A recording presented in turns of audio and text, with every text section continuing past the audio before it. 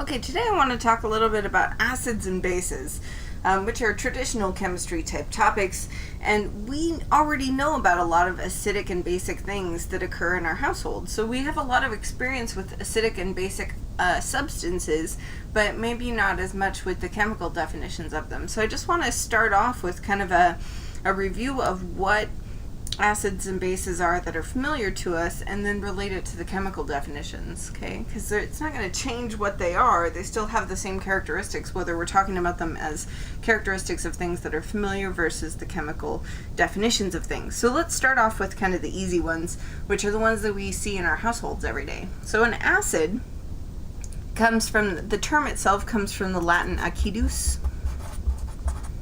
which literally means sour or sour tasting. And acids in general, when we're talking about characteristics, are sour tasting. And you can probably think of some examples of this, like lemon juice, for instance, or any citrus in general.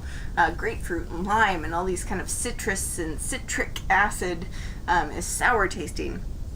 Another thing that is a characteristic of acids is that they tend to react with organic material in a way that burns. So it burns holes in organic material.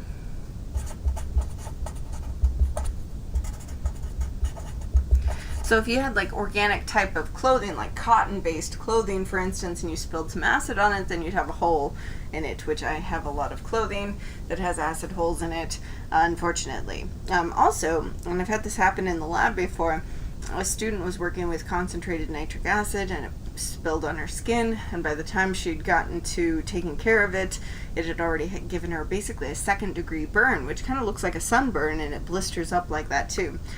So it's incredibly dangerous for us to handle when they're very concentrated, which means that we have a lot of acid molecules in our concentrated in our solution.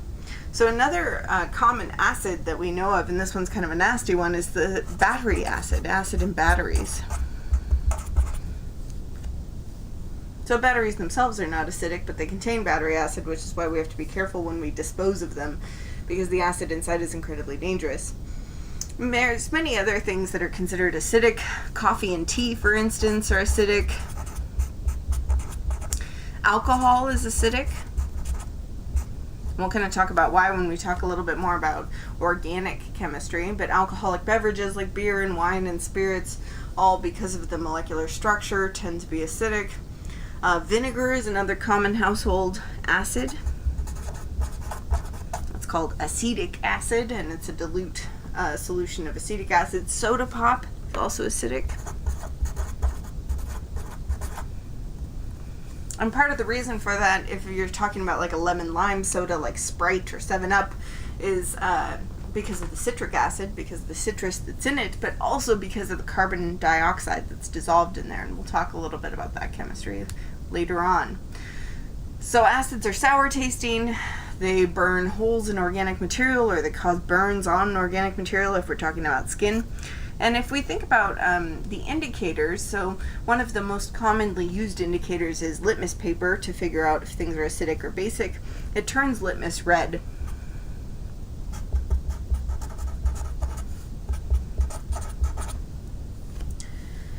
So many of you guys have used litmus paper before, and you dunk it in the solution and it changes colors depending on whether or not something is acidic or basic, and it'll give you a whole range. But on the red, orange, yellowy kind of side of the spectrum, we have our acids.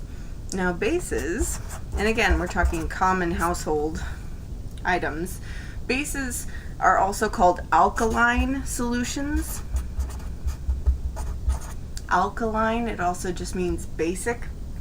The term alkaline, and you'll recognize alkaline from our periodic table groups 1 and 2. Group 1 is the alkali metals, group 2 are the alkaline earth metals, and that will be important for compounds that are basic when we talk about structure. But alkaline, the term, comes from the Arabic al-kali, which means the ashes. So that's kind of interesting. One of the things that people noticed when they were doing cook fires back in the day was that they could use these ashes, and when they reacted with water, then they'd kind of fizz up, and they could use these ashes then to clean things. I'm rubbing my hands together as if I'm cleaning them, as if you can see it, but no. So the alkaline type materials are found in wood ash when you burn it, and one of them is potassium hydroxide, for instance. And that's kind of where the term came from, as we first recognized the utility of it early on. It's weird to think about washing your hands with ashes, but you can do that, and the reason for that, we'll get into the chemistry a little bit later on. Now, in comparing acids to bases, where acids have a sour taste, we say that bases have a bitter taste.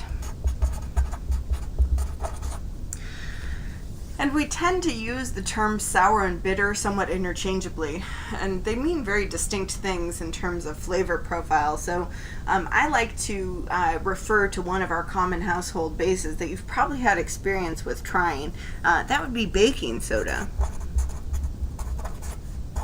or sodium bicarbonate is the way that it's called, or sodium hydrogen carbonate is what it's called. So baking soda, if you've ever tried baking soda toothpaste, and you're kind of picturing brushing your teeth with baking soda toothpaste, that face that you're making right now, which is kind of a scrunched up face, is because of the bitterness of the baking soda in there. And so that's a bitter taste as opposed to sour taste. Sour taste, you know, you can picture it's like lemon juice, it's like Sour Patch Kids. You feel it in the back of your mouth.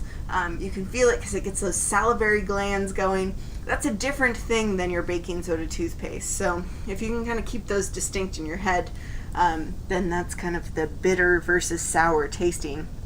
In terms of the way that it reacts with us as human beings, bases will react with oils, and we have a lot of oils on our skin that are naturally occurring that help keep things from drying out, and it gives us a protective layer, etc. So it reacts with oil to form soap.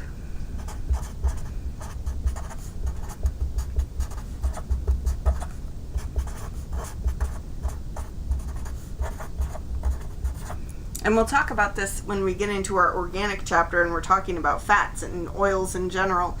But it will react with the oils on your skin to form soap. And so bases are sometimes, you can characterize them by, and they call them slippery. The basic substances are slippery. And the reason that they're slippery is because they're reacting with your skin and the oils in your skin to form soap, which makes it a little bit on the slippery side. And so that's another common household base, are soaps. Most household cleansers and cleaners, bleach, ammonia. Ammonia is NH3. It's the primary component in like Windex.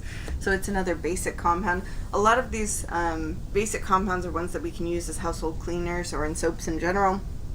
And in terms of the way that they respond to litmus, bases turn litmus kind of towards the blue end of the spectrum. Okay, so those are some characteristics of common household acids and bases. So these are things that you've seen before. It's a little bit about terminology, and all of these characteristics are going to hold true when we talk about chemical definitions, but I just wanted to relate them back to things that you've seen, because this isn't completely out of left field. You guys know acids and bases already. Now we're just giving them some chemical definitions.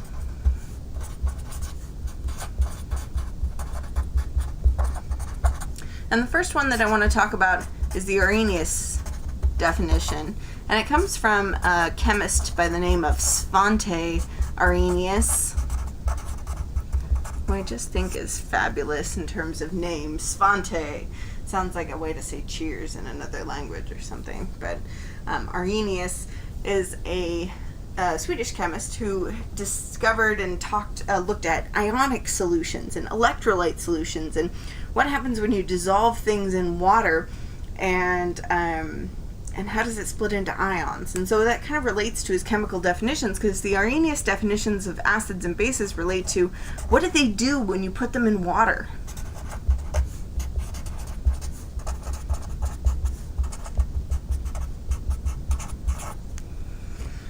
So an acid, by the Arrhenius definition, is anything that when you put it into solution, so in an aqueous solution, you add it to water, then it will always form the hydronium ion, H3O+. That's That's the definition.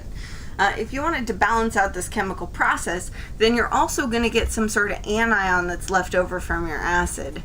And we'll give an example in a second. Remember that anions are the negatively charged ions. So what's actually occurring then is your acid is putting an H plus into solution. So it's an H plus plus some anion. That's your acid. And you can recognize an acid because it usually starts with a hydrogen. So anything that starts with a hydrogen is a good indication that it could act as an acid when you put it into solution. And this H plus ion is going to react with your water and give you H3O plus, or this hydronium ion. And then whatever you have left over is just going to be the anion. So let's look at an actual chemical example of that. You've probably heard of hydrochloric acid, HCl. Hydrochloric acid, and this is the primary component of your stomach acid. When I put hydrochloric acid in water, it separates into its component ions, which means that it forms an H plus and a Cl minus. So it dissolves in water and it forms an electrolyte solution. So we have a bunch of H plus floating around and Cl minus floating around. Then the H plus is going to react with the water, giving me hydronium. And then what I'm left over with is just my chloride ion. So we would say under the Arrhenius definition that this HCl is acting like an acid because when I put it in water, hydronium spit out. Hydronium came out of this chemical process, so it must be an acid. Now for bases, for the Arrhenius definition of bases, when a base reacts with water, it forms the hydroxide ion.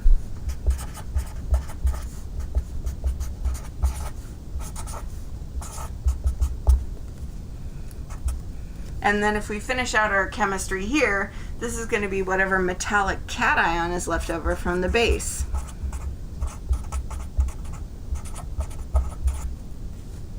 So the base is made of a metal, usually, and a hydroxide, which is an OH minus. So usually a metal hydroxide is a base. Now there are many other compounds that can act like bases, but for the Arrhenius definition, this is the way that we usually think about them, because we're talking about compounds that dissociate into component pieces, and the key here is that it forms hydroxide in an aqueous solution. It's kind of our definition. So an example of this would be like sodium hydroxide, NaOH, sodium hydroxide. Sodium is one of our alkali metals in group 1. So we have a sodium with a hydroxide. If I put it in water, and I'm going to do something tricky here, I'm putting water over my arrow. When I put it over my arrow like this, it means that it's the reaction condition in which this whole thing is occurring, but it's not really part of the chemistry. So it's not going to play a role in terms of being on both sides of the chemical reaction or anything. It's kind of the medium in which the chemistry is happening. And this chemistry is the dissociation or splitting apart of this base into two component ions, the sodium ion and the hydroxide ion. So because it forms the hydroxide ion, we say that this is acting like a base. Now sodium hydroxide is also called lye. So if you watch those forensic shows on TV and they're talking about dissolving a body or something, then they usually use lye to do that. It's also called caustic. And there's a few things that are caustic or included in caustic soda. But if you work in industry and you're cleaning up like tanks in a brewery, for instance, then you tend to use caustic soda, sodium hydroxide, because it helps to clean everything off and disinfect things, etc. So this is an example of a base with the Arrhenius definition. Now that's the first chemical definition, and I want to talk a little bit about the second chemical definition, which is the Bronsted-Lowry definition.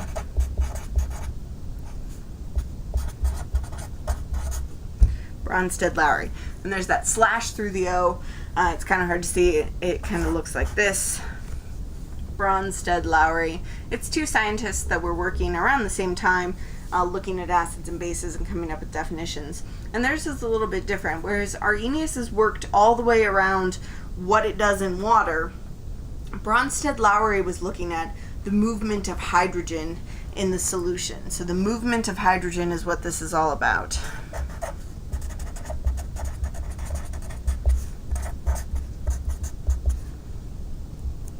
And so the hydrogen ion, H plus, is really, if we look at it fundamentally, hydrogen is made up of one proton, right? It's number 1 on the periodic table, and 1 electron. So a neutral atom of hydrogen has 1 proton, 1 electron, and there's no neutrons in the nucleus. There are some isotopes of hydrogen that have a neutron, but in this case, 1 proton, 1 electron. Now if I form the hydrogen ion, so I'm becoming positively charged, I must be losing my negative charge, which means that all that's left over when I have that hydrogen ion is just 1 proton. So the definition via Bronsted-Lowry is really just the movement of protons in a chemical reaction. And an acid then acts as a proton donor, meaning an H plus donor, and a base acts as a proton acceptor. Okay, meaning that it picks up a proton, meaning that it gains a hydrogen. So let's look at an example of this. If we take my HCl again, my hydrochloric acid, and I react it with water, this is the exact same reaction we saw before. And before we said, well, based on the Arrhenius definition, then it formed hydronium, and so it's an acid. But we can also see how it relates to the Bronsted-Lowry definition, because if we're analyzing what happens going from my reactant side to my product side, I start with HCl here, and I just end up with my chloride ion over here. My water is going from H2O to H3O, so the hydrogen must be donated from my HCl to my water molecule, which means that this is acting as a proton donor, or my acid. This is acting as a proton acceptor, or my base, and then when I go to the other side of the equation here, I end up with hydronium and chloride representing that transfer of proton. One is giving it up, one is accepting it. Now if I look at another one, like let's take ammonia. I said that ammonia acts as a base. If I react ammonia with water, then I form what's called the ammonium cation. It's NH4 plus, and then I also get hydroxide. So now if I analyze what's happening, if I look at my reactant side to my product side, I have NH3 going to NH4, so this one's picking up a hydrogen, and H2O going to OH minus. So my water must be donating a hydrogen to my ammonia, right? Donating an H plus, donating a proton, which means that it's acting like an acid because it's a proton donor, and ammonia is acting like a base because it's accepting that proton. Now you'll note that I'm using the terms acting like an acid, acting like a base, because with Bronsted-Lowry's definitions, we don't necessarily have a way to categorically, everything that does this acts like an acid all the time, right? It's not necessarily a defining characteristic of these things. It takes a reaction and it analyzes what's going on. Which one is losing a hydrogen? Which one is gaining a hydrogen, right? And then that gives us information about which one is acting like an acid or acting like a base. You can even see within these two equations that water acted like a base in the first one and an acid in the second one. And this is another interesting, unique characteristic about water, is it's the world's most common acid.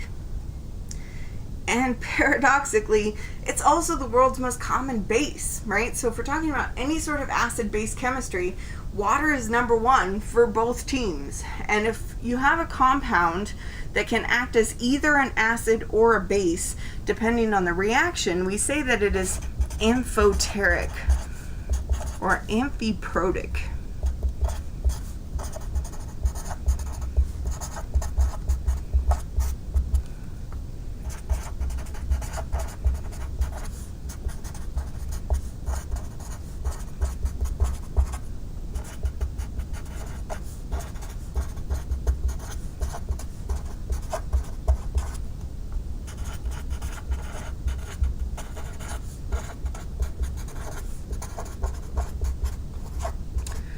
So that's a good vocab term. Amphoteric or amphiprotic. It's a compound that can act as either an acid or a base depending on the reaction.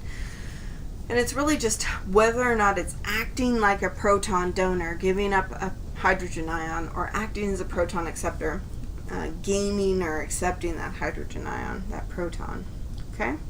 So these are some definitions and a little bit of vocabulary talking about acids and bases. We'll get into some types of reactions and some environmental impacts of acids and bases in later videos. But for now, that's what I have, and if you have any questions, don't hesitate to contact me.